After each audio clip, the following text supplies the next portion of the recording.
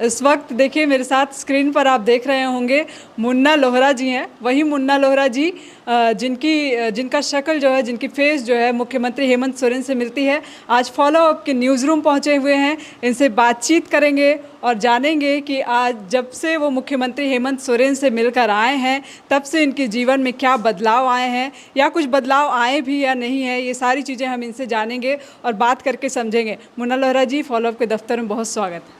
नमस्कार, जोहार। सीएम से पहले मिलकर आप आए जिस दिन, उसके बाद से अगले दिन से कुछ बदलाव आया जीवन में?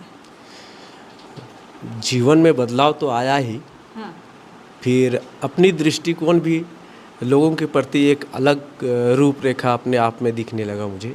चूँकि लोग पहले मुन्ना लोहरा की तरह एक कलाकार के रूप में देखते थे, लेकिन जब से मैं माननीय श्री हेमंत सोरेन जी से मिला तो लोगों की निगाहें और भी उनकी दृष्टिकोण थोड़ा एक्साइटमेंट ज़्यादा बढ़ गया उनको कि हमारे क्षेत्र से मुन्ना लोहरा जी आए हैं और उनके साथ में क्या क्या बात हुई, ये सारी चीज़ जानने की जिज्ञासा उनमें बहुत थी। तो आप क्या लग रहा है, मतलब जब से लोगों ने जाना कि आप सीएम से आपका चेहरा मिलता है तब से कुछ चेंजेस आए, जैसे कहीं जाना हुआ, आना हुआ, तो उस वक्त कुछ बदलाव लगता है, महसूस करते हैं कि पहले और अब में? बिल्कुल महसूस करता हूँ। पहले मैं निधड़क कहीं भी चला जाता था। अच्छा। लेकिन अब कहीं भी एक बार मैं जाता हूँ तो लोग मुझे दूर दूर से अगर दिख जाता हूँ मैं, तो धीरे धीरे वो लोग भीड़ होने लगते हैं और फिर पूछने लगते हैं कि आप उनके यहाँ गए, आपको कैसा लगा और किस तरह से वो आपके साथ में बिहेव किए। तो मैंने पहले ही बोल चुका था कि मैं उनका बहुत बड़ा आइडियल हूँ, आदर्श हूँ, और उन्होंने जो मुझे मान सम्मान दिया और जिस तरह से मुझे वेलकम किया उन्होंने, इसके लिए मैं उनको तहे दिल से धन्यवाद देना चाहता हूँ और मैं उनका बहुत बड़ा आभार हूँ। चूँकि परिवर्तन की बात हो रही है तो अब जितने हमारे सर्किल है और जितने हमारे रिलेशंस हैं और जो भी हमारे अड़ोसी पड़ोसी हैं, तो लोग उस दृष्टिकोण से देख रहे हैं कि आप मतलब मानते हैं कि आप सीएम की तरह दिख रहे हैं। हाँ, सीएम की तरह दिख रहे हैं और उनसे काफ़ी लगाव और एक आपसी भाईचारा और एक आपस में जो नज़दीकियाँ हैं वो शायद आपके साथ में वो पल भर के लिए नहीं बल्कि लाइफ टाइम के लिए एक जुड़ाव रह गया आपके साथ। सेलिब्रिटी बन गए हैं मुन्ना जी, कोई सेल्फी वेल्फी ले रहा है कि नहीं? सेल्फी तो अभी भी मैं हेलमेट लगा के जाना पड़ रहा है, मुझे मास्क लगा के जाना पड़ रहा है। कोई भी अगर ख़रीदारी करना होता है तो वहाँ पे मैं बहुत अपने आप को कंट्रोल करता हूँ कि भाई अगर कोई देख लेगा, अगर मैं हेलमेट उतार लूँ, अगर जब मैं हेलमेट उतारता हूँ तो ऑटोमेटिक आ जाते हैं और सबकी निगाहें, कभी सब्जी खरीदते इस तरह से वहाँ है, सीएम साहब आए हैं, इस तरह से कमेंट्स आते हैं और धीरे धीरे भीड़ होने लगती है। फिर भीड़ होने लगती है, मतलब मान ले कि मुन्ना जी अब सेलिब्रिटी बन गए। सेलिब्रिटी कहा जाए तो मैं आम आदमी की तरह ही एक कलाकार हूँ, लेकिन आप लोगों का बहुत बड़ा योगदान है और आप लोगों ने मुझे उस लायक बनाया। इसके लिए मैं आपको, खासकर द फ्लॉप को, मैं तहे दिल से धन्यवाद देना चाहूँगा और जितने भी सोशल मीडिया है उनके प्रति भी मैं आभार व्यक्त करता हूँ कि लोगों के बीच में मुझे उस लायक समझा और मुझे अब एक सेलिब्रिटी के रूप में लोग जानने लगे। पहली बार आपको कब लगा मुन्ना जी कि आप सीएम की तरह दिख रहे हैं, या आपको सबसे पहले पता चला था या दूसरे ने, किसी ने बताया था आपको? पहली बार मुझे तो महसूस नहीं था।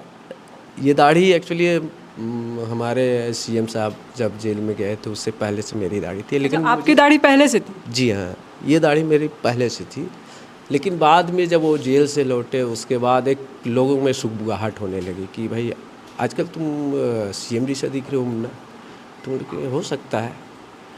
तो फिर मैंने अपने आप को कांकने लगा कि वाकई में लोग इतने सारे बोल रहे हैं कि आप सीएम की तरह दिख रहे हैं। तो फिर मैंने अपने आप को जज करने लगा, हो सकता है आप उस तरह से मुझे रहना होगा, उस तरह से ड्रेसअप लगाना होगा, तो शायद लोगों में एक छवि बन जाए। तो इस तरह से फिर गुमला मैंने प्रोग्राम करने गया था एक कार्यक्रम में, तो वहाँ से लोग मुझे जो सोशल मीडिया है और वहाँ के जितने भी पदाधिकारीगण थे, तो उन्होंने भी मुझे इस तरह से अप्रिशिएट किए कि भाई मुन्ना जी आप बिल्कुल हमारे मुख्यमंत्री की तरह आप लग रहे हैं। अच्छा, ऐसा मैंने सुना कि जिस दिन आप सीएम के आवास गए थे, उस दिन जो वहाँ सुरक्षा अधिकारी लोग थे, वो लोग भी आपके साथ सेल्फी ले रहे थे। हाँ, एकदम लिए वो लोग भी। बाद में उन लोगों ने भी बोला कि नहीं मुन्ना जी एक सेल्फी आपसे चाहिए। तो फिर मैंने उनके साथ बहुत सारे फ़ोटो खिंचवाए। फॉलोअप वीडियो चलने के बाद ही सीएम से आपकी मुलाकात हो पाई। सीएम से जब आप मिले उस वक्त आपको कैसा लग रहा था? क्योंकि आप बोल रहे हैं कि वो आप उनको अपना आइडियल मानते थे, आपका सपना था कि आप उनसे एक बार मिले। बिल्कुल, मेरा भी सपना था। जब सोशल मीडिया ने, जब मैं गुमला में था तो वहाँ से जब मैं वायरल हुआ तो एक मन में एक जिज्ञासा हुआ कि नहीं एक बार हम हमारे मुख्यमंत्री साहब से ज़रूर मिलेंगे। ये मेरी ख्वाहिश थी और ये मेरा सौभाग्य है कि उन्होंने मुझे उस लायक समझा और मुझे बुलाया अपने आवास पे। अच्छा लगा?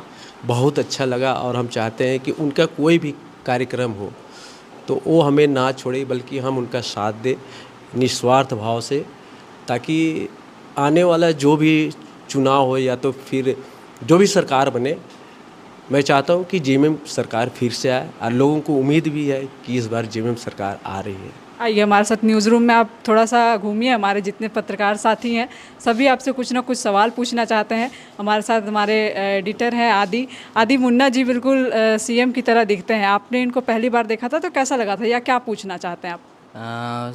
फर्स्ट टाइम देखे थे तो मैं बिल्कुल भी कंफ्यूज हो गया था, क्योंकि हेमंत सोरेन जी का और इनका चेहरा काफ़ी हद तक मिलता है। अगर ऐसे कोई भी देखेगा तो कंफ्यूज हो ही जाएगा, सडन देखेगा तो मैं भी कंफ्यूज हो गया था बस। और मैं पूछना चाहता हूँ कि मतलब आप ये मतलब जो लुक आप कहीं से इंस्पायर हुए हैं या फिर ऐसा? नहीं, ये मेरा नेचुरल दाढ़ी है और मैं किसी से इंस्पायर नहीं हुआ था और मेरे मन में इस तरह का कोई ये मोटिवेशन नहीं था कि हम किसी का हमशक्ल फॉलो करें। लेकिन जब ये दाढ़ी और जब उनसे मिला जो हमारे राज्य के मुखिया है, अगर वो मुखिया है तो वो बहुत बड़े हमारे राज्य के एक गार्जियन है, तो अगर उनसे मिलना, मेरा चेहरा मिलना, ये एक गॉड गिफ्ट कहा जाए या तो फिर ये मैं उस लायक दिखा, तो वो एक आइडियल के रूप में भी दिखे हम मुझे। फिर अपने आप को समझने लगे कि भाई शायद मैं उनकी तरह या तो फिर उनके भाई की तरह दिख रहा हूँ। चलिए आगे और चलते हैं, सबसे बातें करते हैं और पूछते हैं। सिद्दीकी जी, सीएम साहब के हमशक्ल कहें तो यहाँ हमारे बीच हैं, क्या पूछना चाहेंगे? बिल्कुल, पहले तो दफ्तर में आपका बहुत स्वागत है मुन्ना जी। और ऐसा लगता है कि एक झलक में लगता है कि सही में सीएम हमारे सामने खड़े हैं और आप खुद सीएम से मुलाकात कर चुके हैं। आप ये बताइए कि आपको जो ये फेम मिला, एक तरह का ये फेम ही बोल सकते हैं, आप जा रहे हैं तो आप लोगों से सेल्फी ले रहे हैं, आपको बचना पड़ रहा है हेलमेट लगा करके, तो ज़्यादातर ऐसा तब होता है जब लोग वायरल हो जाते हैं।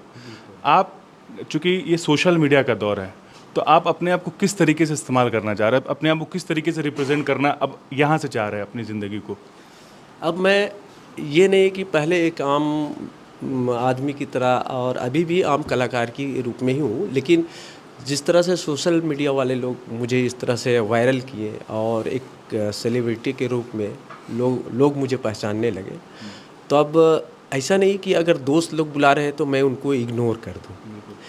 वो अभी बोलते हैं कि भाई सीएम साहब टाइम नहीं दे रहे हैं, फ़ोन नहीं उठा रहे हैं, इस तरह की बातें हो रही है। तो हम बोले कि नहीं, इस तरह नहीं है, जैसे मौका मिलेगा तो मिलूँगा, जैसे पहले मिलते थे अभी भी मिलते हैं। तो अपने रिलेशन हो, चाहे सर्कल हो, चाहे कोई भी हो, मतलब लोग बुला रहे हैं आपको? बुला रहे हैं कि एक बार मेरे यहाँ आइए। तो अब सीएम साहब हो गए, फ़ोन नहीं उठा रहे हैं, टाइम नहीं दे रहे हैं, इतना व्यस्त हो गए। आप तो हमारे मुख्यमंत्री माननीय हेमंत सोरेन जी से भी ज़्यादा आप बिजी हो गए हैं, तो ऐसी बात नहीं है। मुन्ना जी, एक सवाल आपसे और लेंगे। आप सीएम की तरह दिखते हैं, क्या कभी कोशिश की है मिमिक्री करने का? कभी कुछ, जैसे वो अपने भाषण में कभी कुछ बोलते हैं तो कभी कॉपी किया आपने? नहीं, उनका कॉपी नहीं किया, बल्कि उनके जो भी भाषण, मतलब कहीं भी जाते हैं, जो भी बातें वो बोलते हैं, तो मैं उनको बहुत गहराई से सुनता हूँ।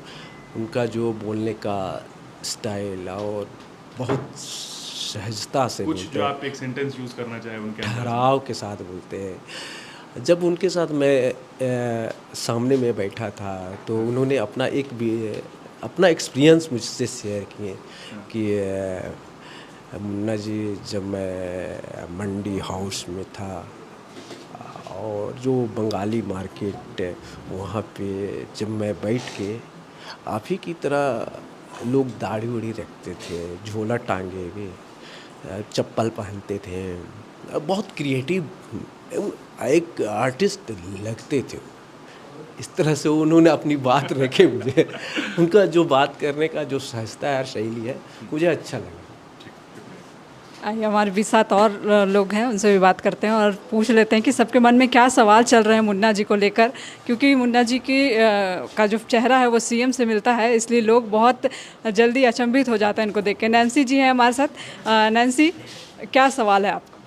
मुझे ये पूछना था कि जब आप वायरल हुए उससे पहले से ही लोग आपको टोकते थे कि आप हेमंत सोरेन के जैसे दिखते हैं, या उसके बाद से लोग आपको टोकना शुरू किए? हाँ, मतलब कि उससे पहले इन द सेंस कि मेरा जब दाढ़ी और उनकी दाढ़ी से जब दोनों कंपेयर करने लगे लोग, चाहे मेरे सर्किल में भी, वो लोग बोलते थे कि आजकल तुम हमारे मुख्यमंत्री हेमंत सोरेन की तरह दिख रहे हो। वो लोग, नहीं यार, हम ऐसे बाल था, दाढ़ी था, बढ़ गया। तो नहीं, लगता है उसको फॉलो कर रहे हो। तो बोला ना, ऐसा कुछ बात नहीं है।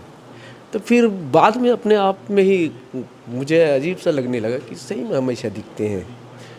तो फिर एक मन में जिज्ञासा हुआ कि सही में अगर कभी मौका मिलेगा तो उनसे मैं ज़रूर मिलूँगा। चलिए, हमारे साथ अमित है, एडिटर है हमारे। आपका क्या सवाल है? मेरा सवाल यह है कि आप एक्टिंग करते हैं, आपको कब लगा था कि हमको एक्टिंग के क्षेत्र में जाना चाहिए और थिएटर से कैसे जुड़े, उसके बारे में? जब मैं +2 किया उसके बाद मुझे लगा कि नहीं, उससे पहले मैं स्कूल के टाइम से ही मैं थिएटर से जुड़ा हुआ था, मतलब कि नाटक वगैरह करता था, स्कूल में भी करता था। फिर धीरे धीरे नाटक क्या होता है और इनके गुरु कौन हो सकते हैं, तो हमारे जो वो भी मेरे लिए आइडियल हैं, मिस्टर मलकानी जी, अजय मलकानी जी, उनके सानिध्य में मैंने एक गुरु शिष्य परंपरा रहा, तो उनके साथ मैंने रहते रहते उनसे बहुत कुछ सीखा। मतलब स्कूल के टाइम से ही? हाँ, स्कूल के टाइम से। आज भी कई युवा चाहते हैं कि थिएटर करें या फिल्में, वो शुरुआत कहाँ से करें, उसके बारे में आप थोड़ा विस्तार से बता दें। चूँकि हम लोग के समय, उस समय ना मोबाइल था और ना किसी तरह का संसाधन था। चूँकि हम लोग साइकिल से ही जाते थे, कभी कभी पैदल जाते थे, क्योंकि हम लोगों में एक सीखने की प्रवृत्ति थी।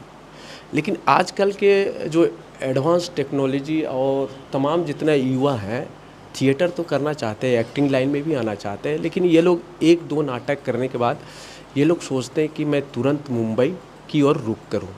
लेकिन एक्टिंग क्या होता है, इसका डिटेल जानने के लिए आदमी को कई साल लग जाते हैं, तो ये बहुत बड़ी बात है। मुन्ना जी से आप अकेले बैठकर ज़रूर बात करिएगा कि हमारे साथ जेब अख्तर सर हैं। सर, क्या सवाल है आपका मुन्ना जी के लिए? आप अजय मलकानी जी जैसी शख्सियत के साथ जुड़े हुए हैं, बधाई हो। अजय जी ऐसी शख्सियतों में से हैं जिन्होंने रांची में थिएटर को इस्टेब्लिश किया है।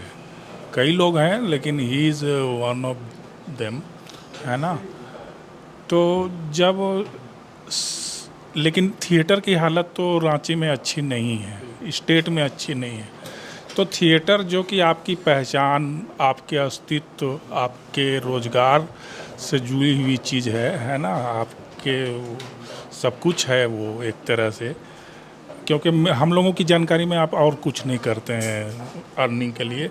तो सीएम से इस संबंध में कुछ बोले क्या कि सर थिएटर के फील्ड में कुछ काम हो? एक्चुअली मैंने उनको बोला कि सर, मैंने अपने लाइन में, रंगमंच में इतना सारा योगदान दिया और कहीं भी बाहर जाके, मतलब एक झारखंड को रिप्रेजेंट करते हैं, तो आप हमारे लिए एक अस्थायी रूप से या तो कला संस्कृति विभाग में हमें एक जॉब क्रिएट कर दीजिए, ताकि मेरी 2 बेटी हैं, उनको अच्छे से परवरिश कर सकते हैं और उनको अच्छे शिक्षा मतलब बात आपने रखी है सीएम पर? मैंने रखा है, लेकिन एक आश्वासन ही रहा अभी तक, मतलब वो क्लियर नहीं हो पाया। तो चलिए, इस मुन्ना जी से जुड़े जितने भी सवाल थे सभी के मन में सबने पूछ लिए हैं और आज फॉलो अप के दफ्तर आए हैं। बहुत शुक्रिया मुन्ना जी आने के लिए, धन्यवाद। खाली दिन बीत रहा है, जॉब तो मिल नहीं रहा है। सही है बे, सरकारी पैसे से पूरा मजा कर रहे हैं। ये उधार का ढूसका भाई। पर जेएमएम वालों ने तो कहा था कि हर एक ग्रेजुएट को 5,000 और पोस्ट ग्रेजुएट को 7,000 देंगे। तुमको नहीं मिला? नहीं, तुमको? हमको भी नहीं मिला। हमें तो नहीं मिला, आपको मिला क्या? इन्हें तो बेरोजगारी भत्ता नहीं मिला, आपको मिला क्या? thefollowup.in. Like, share, and subscribe. www.thefollowup.in